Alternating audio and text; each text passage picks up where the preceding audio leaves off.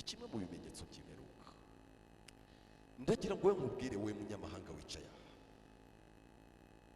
nubwo Yesu ari ugereranywa n'umuhinzi ajya imbere ya Data wa twese akingingira ibiti bitera, akabwira Data wa twese ibyo agiye gukora, akabwira Imana uburyo agiye gufasha kanaka. Welcome Zibuka TV, please subscribers. Akavuga izina rya buri wese muri twebwe, akavuga uburyo amateraniro azategurwa ngo uwo muntu akire. Ariko ndagira ngo mubwire inshuti, iri somo rivuga ngo wihanganire risoza nabi cyane.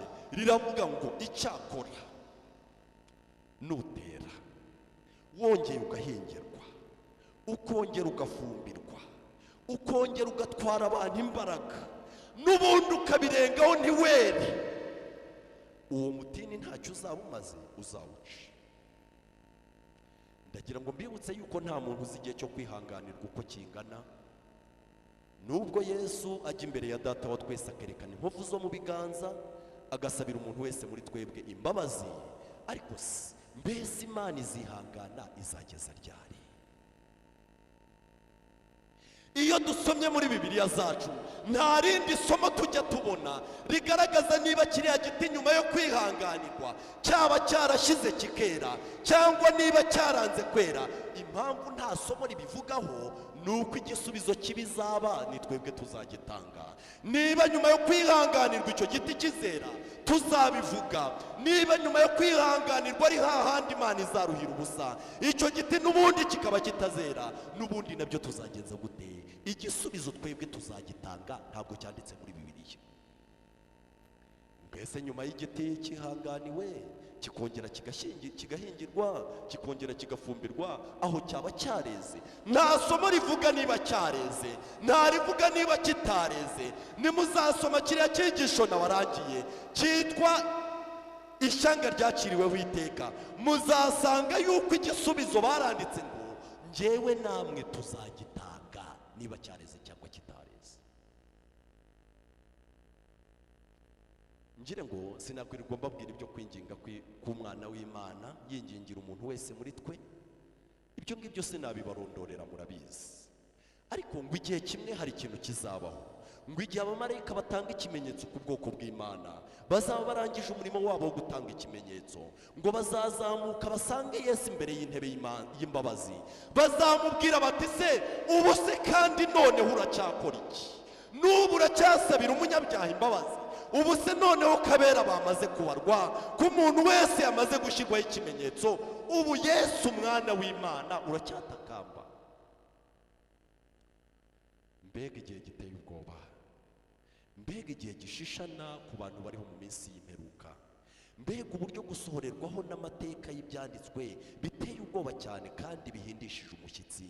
Mbega uburyo ku iherezo Imana izavuga amagambo nk'aya yavuze muri Yesaya mu gice cya 5, yaravuze tumva nimudukize njye n'uruzabibu rwanjye, uru ruzabibu naruteye mu murima mwiza, ndurimburamo amabuye, ngubakaho uruzitiro, ngubakamo inzu y'amatafari ndende, niringira yuko ruzera inzabibu maze rwera iki?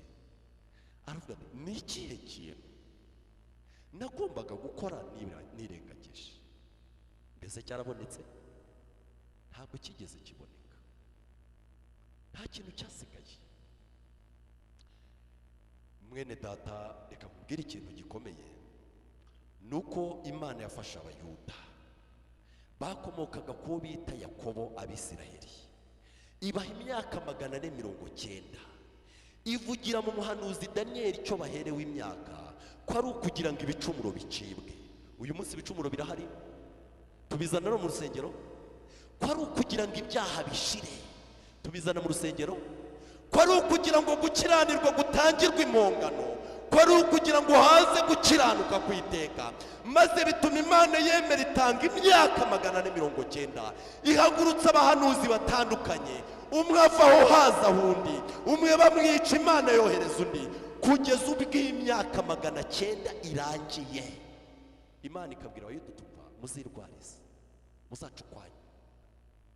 Maze Abayuda igihe cyabo kirarangira, ariko bo baragumya babaho, ariko babaho nyuma y'igihe cyabo.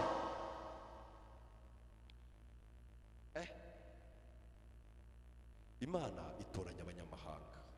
Pawulo abitangaza mu ruhame mu byakozwe n'intumwa igice cya 17, akavuga ati ubu ubwo mwese mwanze agakiza mukaba mwumva rwose muhisemo kugomera imana, njyewe na bene data duhindukira iki?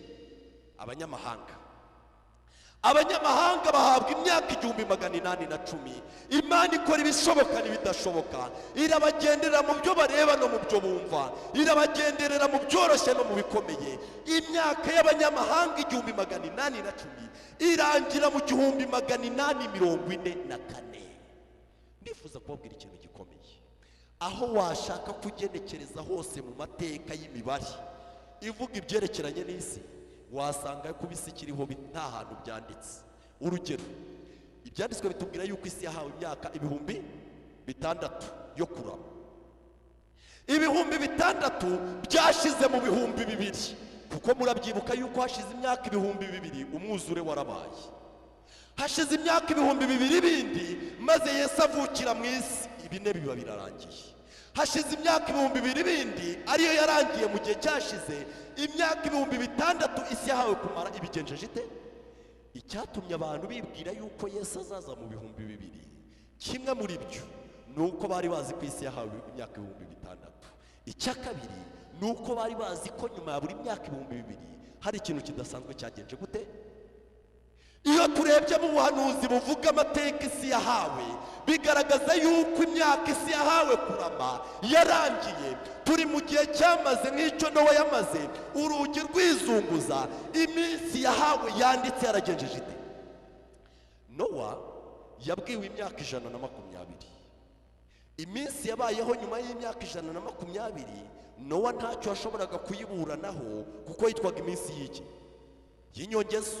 Igihe Imana yari yavuze ikacyandikisha cyari cyamaze kurangira, ariko Imana ibongerera igihe batari bazi uko kingana, batari bazi niba wenda kizaba ukwezi, niba wenda kizaba umwaka, ariko Imana yari yagennye kubongerera iminsi 7, ariko iyo minsi 7 nayo yababereye imfabusa.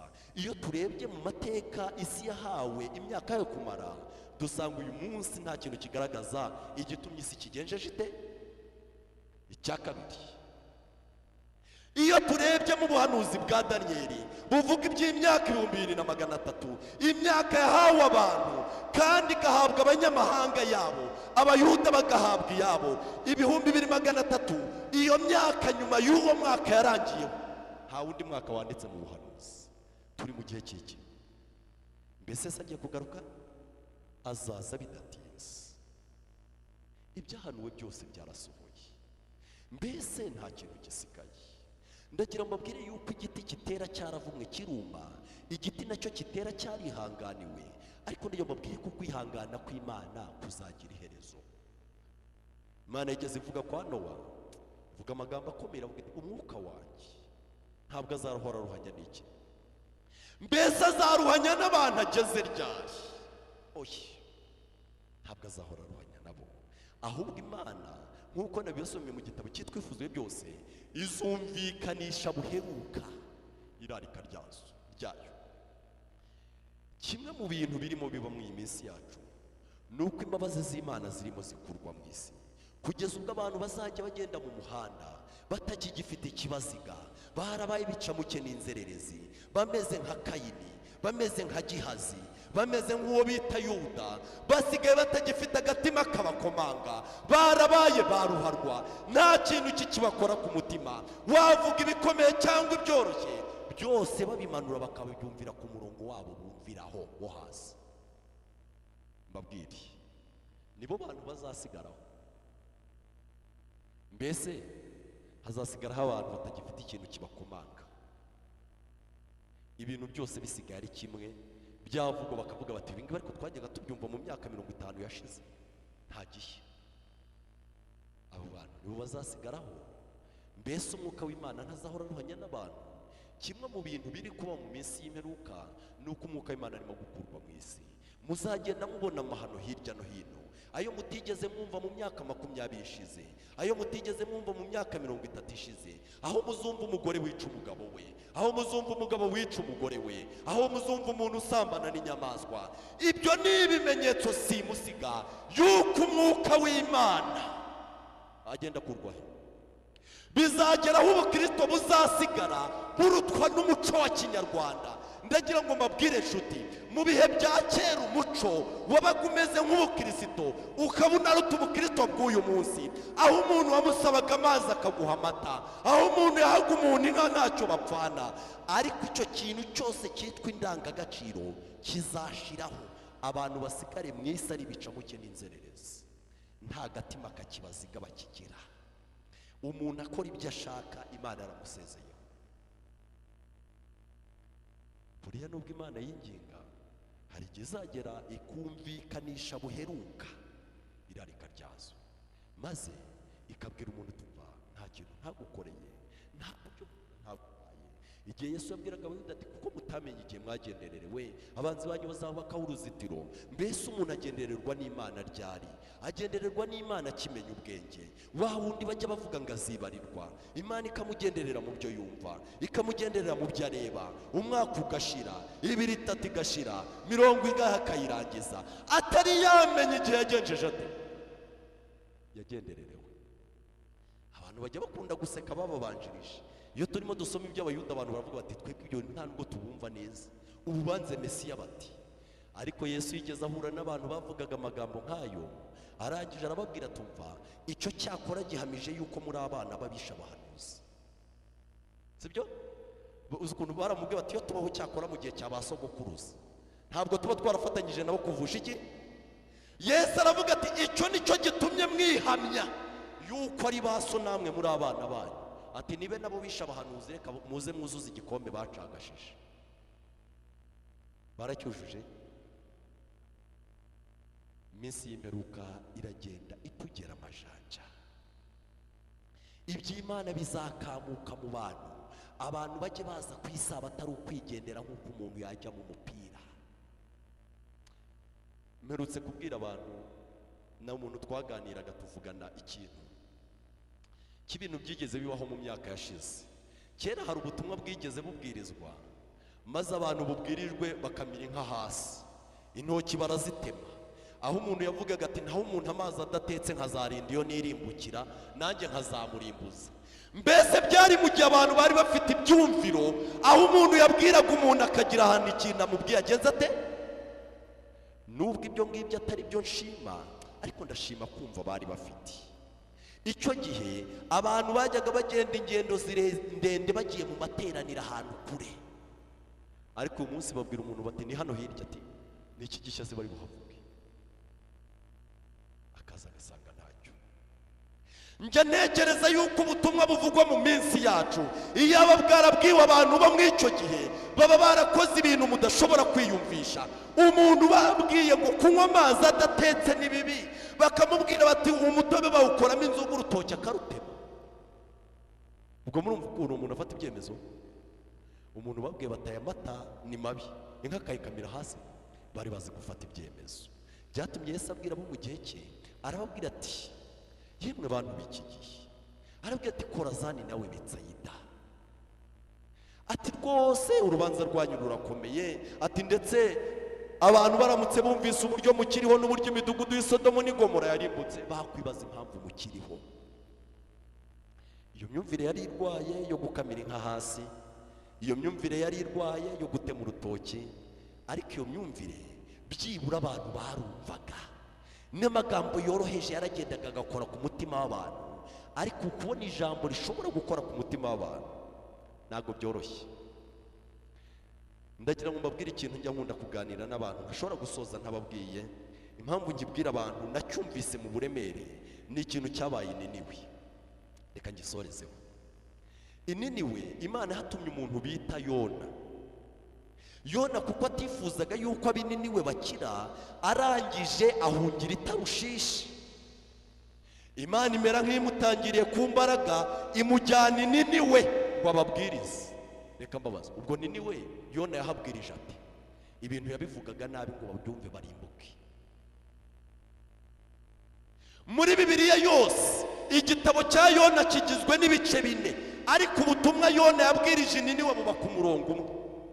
ibindi biri mu ibyo bice bine ni amagambo Yona yivuganiye n'Imana, ni amagambo Yona yivuganiye n'abo mu nkuge. Ikibwirizwa kiravuga ngo hasigaye iminsi 40. Niniwe akagenza gute? Ntabwo Yona yigeze abwiriza bininiwe inama y'agakiza. Yarayibwirije? Yigeze abwira uko umuntu yacumuye? Yababwiye uko Yesu yakoze inama yo kubacungura? Yababwiye uko azagaruka? Yavuze amagambo 3, ariko ndibuze kubabaza aho bayumviye. Yona yabwirije iminsi 3, avuga ijambo rimwe ati hasigaye iminsi 40. Bakagenza gute? Ininiwe ngo abantu baho bahererekanyije amakuru agera ibwami. Umwami atanga itegeko atuhereye ku nyamaswa ukageza ku muntu, umuntu wese yiyiriza ubusa yinginga Imana yo mu ijuru ayikoresha ibyo itagakoze tutayinginze. Ubwo iryo somo ndisomye hari ibintu nibaza. Icyambere bitanekereza ko ininiwe harimo abagore batwite, kuko ntabwo iryo tangazo ryatanzwe mu mudugudu, ryatanzwe mu gihugu. Harimo na bonse, harimo n'abantu barwaye igifu kwa muganga babujije kwirirwa ubusa. Ariko umwami umeze nk'udatekereza aratangaza ati umuntu wese yiyiriza ubusa, maze dusenga Imana yo mu ijuru tuyitakambire cyane, tuyisabe kugenza gute? Umurongo wa 10 w'igice cya 3 cya Yona baranditse nuko Imana ibonye imirimo yabo myiza. Mbabazi bashinze korari, nta n'umwanya bari bafite wo kuyishinga. Mbese bari mu mazi abira, urupfu rwari rubari hejuru, ariko Imana yaritegereje ibona imirimo myiza bagenje bate. Yibuza ibintu yavuze gukora irabababarira. Iyo ntekereje ibya Yona n'ikibwiriza yabwirije kitarimo ibibwirizwa byinshi, n'iminsi yabwirije itari myinshi, mpita nibaza ngo ahantu abantu binini bumviye ahantu ibintu Yona yavuze ni he? Ariho hantu abantu bo kwa Nowa batabyumviye. Harya Yona Nowa yabwirije imyaka ingahe? Ibyo abwirije barabyumva? Babwire, burya abantu baba batandukanye. Yona yabwirije iminsi 3, Nowa abwiriza imyaka 120. Yona abwiriza ikibwirizwa kigufi. Uwo bita Nowa ahera ku nama y'agakiza, avuga uko abantu bacumuye, avuga uko Imana yavuye mu ijuru. Oya, Nowa arasarara ariko ameze nk'ucurangira abahetsi. Abantu babwira bati ka gasaza buriya kari mu bikira, atereka twitahire n'ejo tuzagaruka tubyumve. Kugeza ubwo barinze barimbuka. Hari ikintu naje kuvumbura, nuko gukira k'umuntu kudaterwa n'umubwiriza w'umuhanga umubwirije, nta nubwo buterwa n'igihe kirekire abwirijwe, ahubwo biterwa n'umutima afite. Niyo mpamvu bivuga ngo uwo nitaho ni umukene ufite umutima umenetse agahendeshwa umushyitsi n'ijambo ryanjye. Niko ibyanditswe byera bivuga. Uwo mutima mwiza ukomoka ku Mana niwo utarindira ibintu byinshi, niwo utarindira abantu b'abahanga, kuko amagambo y'Imana ukora ku mutima, maze akumva rwose Imana hari ikimubwiye kandi mumeneye ibanga. Reka muri uyu mugoroba umuntu wese usaba Imana mu mutima we ayibwira ati Abayuda bahawe igihe bagira icyo bagihererwa, ni ukugira ngo ibicumuro bicibwe, ni ukugira ngo ibyaha bishire, ni ukugira ngo gukenura gutangirwe impongano. Ayibwira ati Abayuda igihe cyabo bagipfushije ubusa, maze imyaka yabo 490 irangira ibyaha bigihari, gukiranirwa kugihari, gukiranuka ku iteka ryose kutaragenza gute? Kutaraboneka. Reka umuntu abwira Imana ati Mana, abanyamahanga bahawe imyaka 810 ni mike, nabo kwa Nowa bahawe 120, n'abagatolika bahawe 1260, maze ibahabwa 810 kugira ngo ibicumuro bicibwe, kugira ngo ibyaha bishire, kugira ngo gukiranirwa gutangirwe impongano, kugira ngo haze gukiranuka ku iteka. Ariko abwira Imana tuva Mana, iyo myaka yarangiye gukiranirwa kugihari, ibyaha bigishinyitse rwose, gukiranuka ku iteka ryose kutaragenza gute? Kutaraza. Reka umuntu abwira Imana ati tuva Mana, nanjye wampaye igihe kugira ngo ibicumuro bicibwe, kugira ngo ibyaha bishire, ariko n'uyu munsi ndakisuzuma ngasanga ibyaha kuva mu birenge kugera mu mutwe ntahagenje gute? Ayibwira tumva, nzi yuko wanyize, nzi yuko imbabazi zawe n'imbaraga zawe byose ari umurengera, ari byinshi cyane. Nzi yuko rwose uyu munsi ugisaba imbabazi utaravuga yuko birangiye. Nzi yuko igiti kitera imbuto n'uyu munsi ukikihanganiye, ukaba wifuza kongera kugihingira no kugifumbira, ukaba wifuza kongera gutanga amahirwe. Maze uwo muntu abwira Imana, tumva nanjye ubwo ugenderera abandi mu gihe wifuza gutanga amahirwe, nanjye ntunsige. Avuga amagambo ave mu isi agere mu ijuru, kugira ngo Imana yumve gusenga kwe, igire uko yamugirira ubuntu, igira uko yakora ku mutima we, igira uko yamuha ibyiringiro, kandi igira uko yamwizeza kuzarangiza urugendo neza mu bwami bw'Imana. Reka muri uyu mugoroba mwiza twese twinire mu mutima, twisuzume cyane, dutekereze neza tutihenze. Umugambi wa Satani ni ugutera abantu kwibeshya, ariko tuzamutse twisuzumye biravuga ngo ntabwo twagibwaho n'iki n'urubanza, maze umuntu agira icyo asaba Imana mu byo yumva akennye, kandi Imana ihengekeye gusa yo kumva gusenga kwacu. Reka Imana y'ubuntu igira neza iduterera imitima kumera gutyo imbere yayo, kugira ngo dukunde tuyikomoreho umugisha. Ibyo bintu byiza nibyo nakwifuriza umuntu wese muri uyu mugoroba mu izina rya Yesu.